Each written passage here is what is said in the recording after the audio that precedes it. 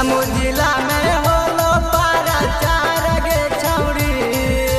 बांका जिला में होलो पारा चार गे छौड़ी,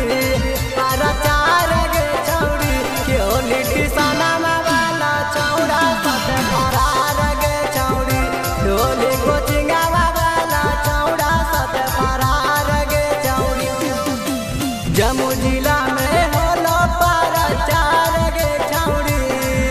नवादा जिला में होलो पारा चार गे छौड़ी, पारा चार गे छौड़ी होली टिसाना वाला चौड़ा साथे फरार गे छौड़ी,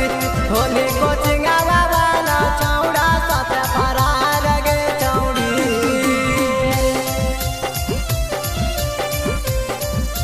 पूरा जवार गे छौड़ी, होली कोचिंगा वाला चौड़ा साथे फरार गे छौड़ी। जान गेलो टोला मोहल्ला जवार गे छौड़ी, जान गेलो टोला मोहल्ला जवार गे छौड़ी, पूरा जवार गे छौड़ी होली टिसाना वाला चौड़ा साथे फरार गे छौड़ी, होली कोचिंगा वाला चौड़ा साथे फरार गे छौड़ी। जान गेलो टोला मोहल्ला जवार गे छौड़ी,